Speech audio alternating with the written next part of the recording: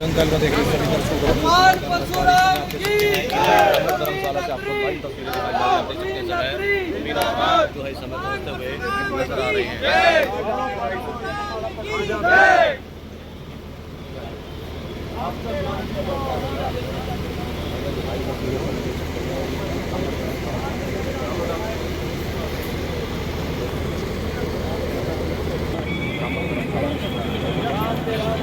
खबर को लाइव और शेयर जरूर करें। कांग्रेस नेता परवीन नकवी जो कि सुबह केंद्रीय ब्राह्मण धर्मशाला में पहुंचे उनका फूल माला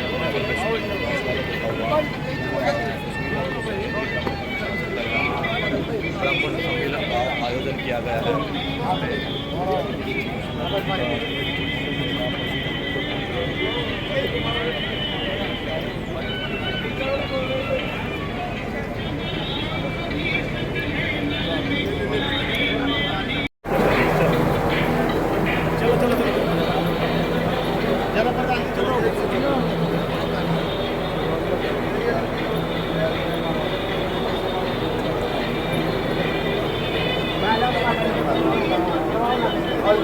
नहीं मना इधर देख इधर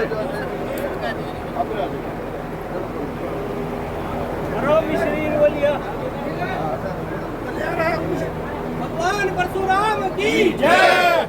भगवान परशुराम की जय। भगवान परशुराम की जय। भाई प्रवीण अत्री जिंदाबाद। भाई प्रवीण अत्री जिंदाबाद। जिंदाबाद। सर थोड़ा पीछे भाई प्रवीण अत्री जी युवा दिलों की धड़कन, हमारे युवा चेहरा आप सभी के बीच पहुंच चुके हैं। तालियों से भाई प्रवीण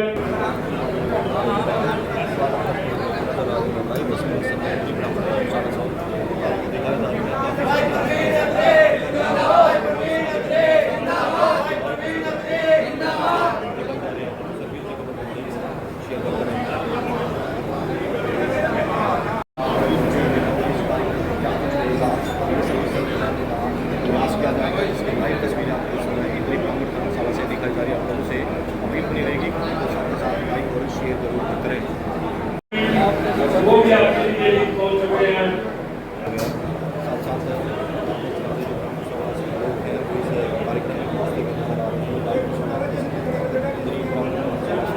दिखाई जा रही है। पासवान जी आनंद नहीं गया डॉक्टर ज्ञानचंद शर्मा जी, रामनाथ शर्मा जी, राजेंद्र शर्मा राणा जी, शर्मा शर्मा, पवन शर्मा, बिल्कुल नेता, सभी साथियों का यहाँ पर पहुंचने पर हार्दिक स्वागत, अभिनंदन।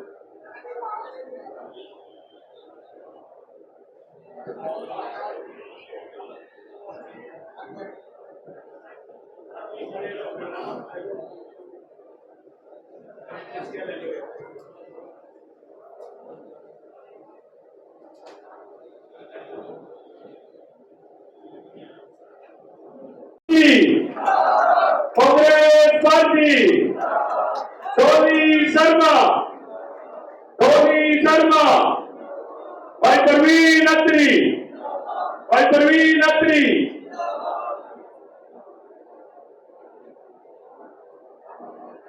आपके बीच में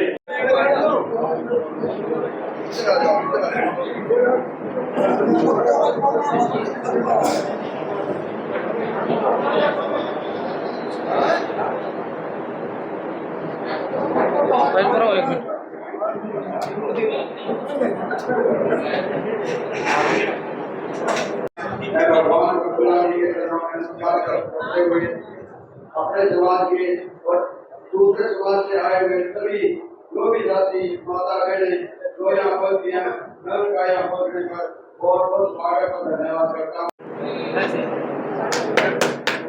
भाई जोरदार तालियों से स्वागत करें। साथ में जो सभा की तरफ से मोमेंटो भी है भाई वो भी देकर सम्मानित करें। वो जो साल भी है भाई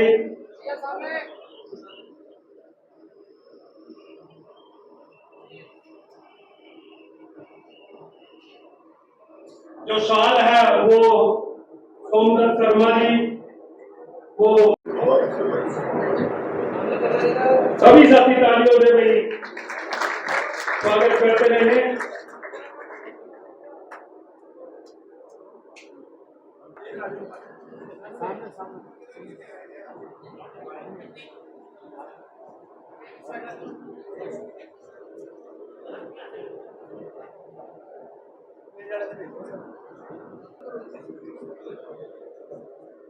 बारी बारी से लेते रहे फोटो। भगवान परशुराम की जय।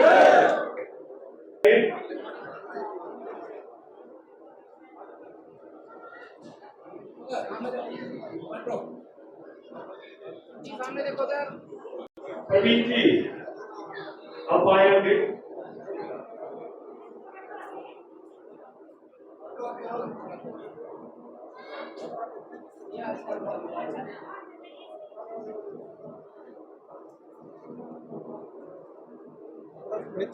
जिन्हें सिंह चौड़िया जी जो आपके अध्यक्ष हैं और इस कार्यक्रम की अध्यक्षता भी वही कर रहे हैं।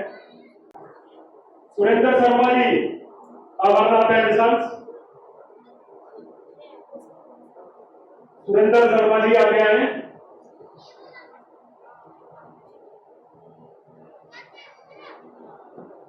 मोमेंटो लेकर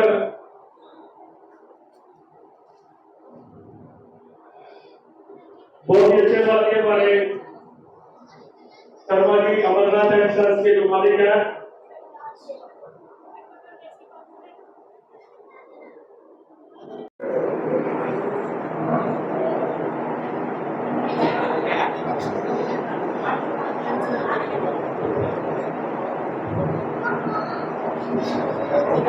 भाई साथियों ताली बजाकर जो हौसला बढ़ाया करते रहे।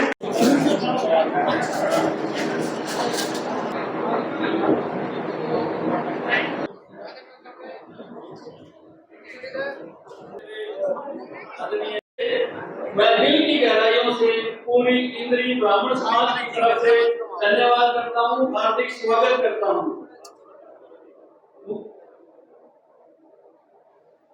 दिलबाग शर्मा जी करतारपुर, जनार्दन शर्मा जी, साहब सिंह जी, चौधरी रमेश कुमार जी, रामपाल जी, अशोक शर्मा लवकरी जी, करमवीर शर्मा लवकरी जी, एडवोकेट राकेश सिंह, सीतामाई, राजेश शर्मा करसोड़ा, जनरल प्रधान मंत्री, श्याम मुरारी एक्स सरपंच, रामपाल शास्त्री कमालपुर रोडान, नरेंद्र पासवान जी, डॉक्टर ज्ञानचंद शर्मा जी, रामनाथ शर्मा जी, राजेंद्र शर्मा जी, सुशील पूजन सरपंच जी, मैं इन सब का यहाँ पे इंद्री ब्राह्मण सभा में पहुंचने पे हार्दिक स्वागत करता हूँ।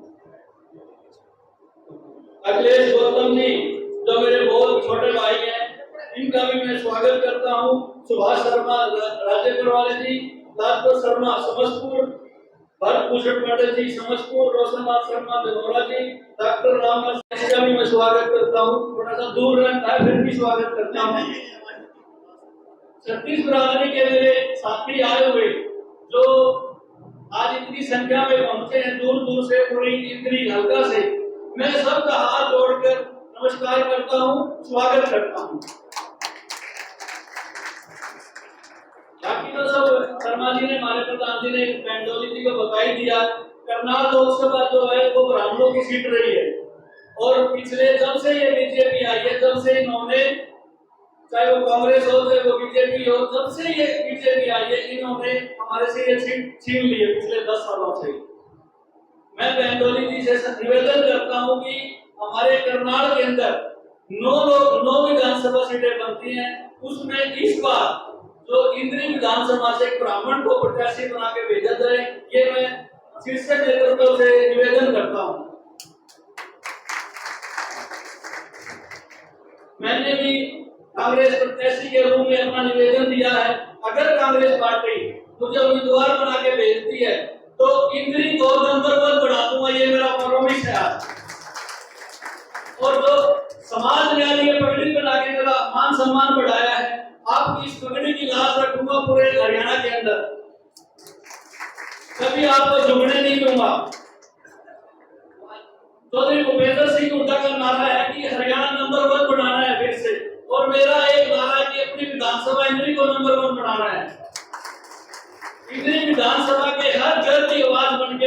विधानसभा में खड़ा होगा अगर आप लोगों ने मुझे मौका दिया तो। जितनी भी ये समस्याएं हैं जो इंद्री की पिछले 10 सालों में चल रही हैं, बीजेपी की सरकार रहे, 10 साल से इनके मंत्री भी रहे, विधायक भी रहे, आज तक हमारी बहन बेटियों के लिए यहाँ पे कॉलेज नहीं बनवा पाए। ये मेरा पहला उद्देश्य रहेगा कि इंद्री के अंदर मैं अपना लड़कियों का कॉलेज बनवाऊंगा। धनौरा का जो आपने सुना होगा ट्रेन का, जिससे सैकड़ों गांव प्रभावित होते हैं दूषित पानी से, मुख्यमंत्री की पहली कदम से वो काम करवा के लाऊंगा जी, आपसे प्रॉमिस करके जाता हूँ। परिवहन की व्यवस्था है, आप पूरे इंद्री हल्के में देख लो सड़कों का क्या हाल है। पिछले 10 साल से ये इधर से अपना जो जमुना वाली बेल्ट है इसमें तो एक भी सड़क नहीं है, रोड हो गई थी सड़क। और जो नारा है हमारा कांग्रेस पार्टी का, उस पे हमारे हरियाणा में को हिसाब से जो 15 क्वेश्चन मांगे थे, आज तक बीजेपी ने उनका एक भी क्वेश्चन का जवाब नहीं दिया। तो मैं आप लोगों की आवाज बनने आया हूँ, आप लोगों का साथी बनने आया हूँ, आप लोगों का सेवक बनने आया हूँ। तो मैं ये चाहता हूँ कि अगर मुझे टिकट देके कांग्रेस इधर इंद्री विधानसभा के लिए प्रत्याशी के रूप में भेजती है तो मैं 36 प्रार्थी का समर्थन लेने आया हूँ। और अगर मेरे साथ खड़े हो तो हाथ उठा के मेरे साथ देने की मैं फिर से बहनों को आज आपने यहाँ पे इंद्री में पहुंच के देख भी लिया कि ब्राह्मण कितने दुखी हैं और उनकी आवाज आप वहां पे बने और एक किसी भी ब्राह्मण को प्रत्याशी के रूप में यहाँ पे भेजने की कृपा करें। धन्यवाद जी। आप सबका साथियों का, पत्रकार साथियों का इतनी भारी संख्या में पहुंचने पर मैं यहाँ से फिर से धन्यवाद करता हूँ और सभी लोगों का फिर से दिल की गहराइयों से स्वागत करता हूँ, धन्यवाद करता हूँ। भगवान परशुराम की, भगवान परशुराम की। और भगवान परशुराम जी के चरणों में नमन करते हुए आप सबका दिल से बहुत बहुत धन्यवाद करती हूँ, इतना आदर देने के लिए, इतना प्यार, इतना सत्कार देने के लिए। मैं लगातार सबको सुन रही थी, अभी सब बोल रहे थे, तो आपसे एक बात कहना चाहती हूँ कि ब्राह्मण समाज से आती हूँ और ब्राह्मण समाज ने इस बेटी को इतना सम्मान दिया कि आज पार्टी के इस मंच पर रहकर रोज टीवी पर बोलने का मौका मिलता है, प्रतिनिधित्व करने का मौका मिलता है और बड़े बड़े विषय पे अपनी राय रखने का मौका मिलता है। तो ये पहली बार नहीं है या दूसरी बार नहीं है, कांग्रेस पार्टी हमेशा से ब्राह्मणों को सम्मान देती आई है। अभी ये पर्चा मुझे यहाँ भाई साहब ने दिया, इस पर्चे को अगर आप उठाकर देखने में चले, करनाल लोकसभा की अगर बात करूं तो जितनी बार ब्राह्मण प्रत्याशी अगर किसी ने दिया है तो वो कांग्रेस पार्टी ने दिया है। ये इतिहास है, ये इतिहास है ब्राह्मणों को आगे बढ़ाने का। इस सीट पर आप भाजपा के प्रत्याशी देख लीजिए और कांग्रेस के प्रत्याशी देख लीजिए, और अगर 17 में से 14 बार ब्राह्मण बना है उसमें ज्यादातर टिकट कांग्रेस ने ही दिए हैं। ये एक बहुत बड़ी बात है। मैं एक वाकया आपको बताना चाहूंगी, तो जरूरी है समाज को पता चलना। इंदिरा जी के पास एक बार एक ब्राह्मणों का प्रतिनिधित्व गया मिलने दिल्ली, तो इंदिरा जी से उन्होंने पूछा कि आपने ब्राह्मणों के लिए क्या किया। तो इंदिरा जी ने कहा कि मैंने इतने 23 मुख्यमंत्री, 23 प्रदेशों के मुख्यमंत्री एक बार में ब्राह्मण बनाए हैं, किसी और ने बनाया उनको बता देना। तो ये शक्ति सिर्फ कांग्रेस पार्टी में है, जो सिर्फ ब्राह्मणों के साथ नहीं, हर किसी के साथ न्याय करने का काम करती है। इंदिरा जी ने कहा कि मैंने उनको आगे बढ़ाया, अब उनकी जिम्मेदारी है कि वो और ब्राह्मणों को आगे बढ़ाए। तो जिस तरीके से हमारी पार्टी हमें मान देती है, सम्मान देती है, और मेरे पास जब लगातार यहाँ से मेरे बड़े भाई आए, हम बड़े भाइयों के नाम नहीं लेते, तो जब बड़े भाई हर बार मेरे पास आए अदिति जी, तो मैंने उन्हें कहा कि पार्टी ने हमें आगे बढ़ाया है, हम पूरी जान लगा देंगे ताकि अपने समाज से और लोग आगे आए और लोग प्रतिनिधित्व करें और लोग काम करें, समाज का नाम करें। समाज में जो लोग आज परेशान हैं कहीं ना कहीं, जिनको आज देखिए युवा कितना परेशान है बेरोजगारी से, उसमें कितनी संख्या ब्राह्मण युवाओं की है जिन्हें नौकरियां नहीं मिल रही है कि नहीं है? है कि नहीं है? हरियाणा में भी हो रहा है लगातार कि नहीं हो रहा है? अभी मैं किसी से बात कर रही थी तो मुझे किसी ने बताया कि नौकरी में किस तरीके से हरियाणा में धांधली हो रही है। तो शोषण तो ब्राह्मणों का जितना इस पार्टी में हुआ है, भारतीय जनता पार्टी में, उतना कभी नहीं हुआ, कभी नहीं हुआ। और मैं मानती हूं कि कोई और करेगा भी नहीं इतना जितना भारतीय जनता पार्टी ने ब्राह्मणों का शोषण किया है। उत्तर प्रदेश से आती हूं।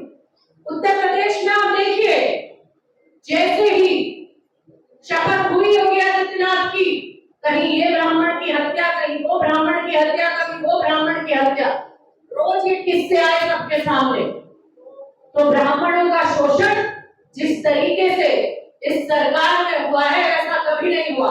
और मैंने आपको बताया, ये कागज गवाह है कि ब्राह्मणों को बढ़ाने का काम कांग्रेस पार्टी ने लगातार किया है।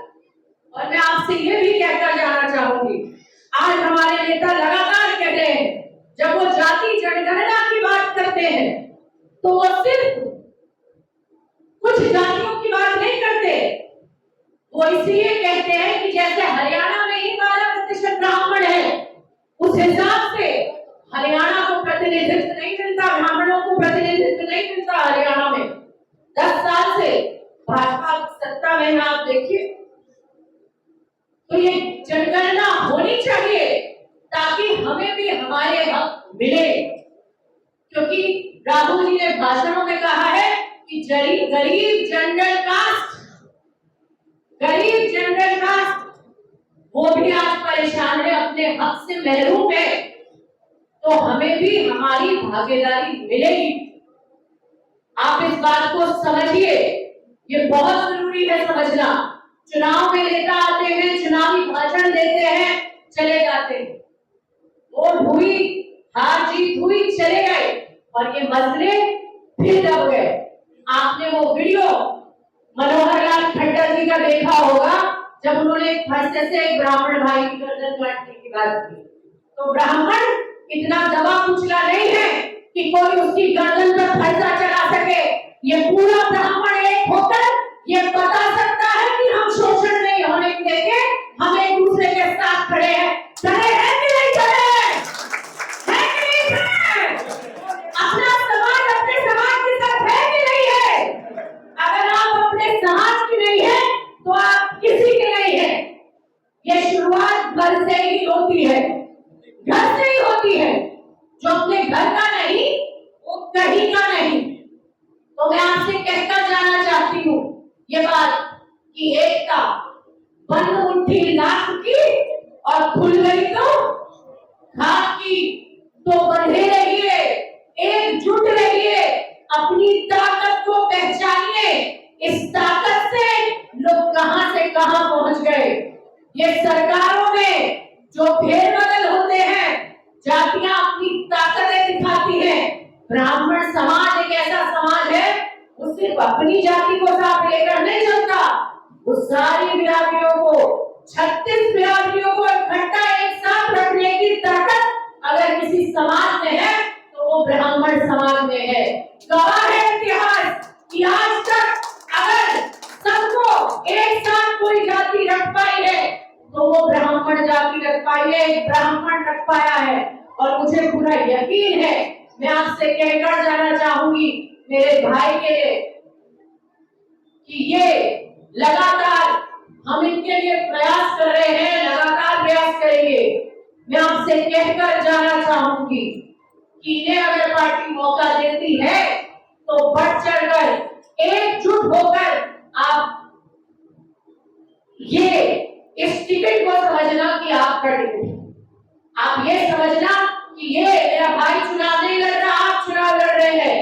एक एक वोट के लिए घर में घुस जाएगा और वो जीत इनकी नहीं आपकी होगी, समाज की होगी, नाम समाज का होगा। मैं कहकर जाना चाहती हूँ। बस फिर से एक बात कहूंगी, एकजुट रहिए, बटिए मत, ये बहुत जरूरी है, बहुत जरूरी है। किसी ने मुझे एक बार कहा कि ब्राह्मण को एक साथ रखना जैसे मेंढक तोलना, जैसे मेंढक तोलना। मैंने कहा ऐसा नहीं है, ये पुरानी बात हो गई। आज ब्राह्मण समाज जागरूक हो गया है, आज वो भी अपना हक जानता है, आज उसे भी पता है, उसे भी प्रतिनिधित्व चाहिए, उसे भी अपनी हिस्सेदारी चाहिए। वो भी अब आंख मूंद कर किसी पर विश्वास नहीं करेगा। अगर उसको हिस्सेदारी और भागीदारी दी जाएगी तो ही वो आपके साथ खड़ा होगा।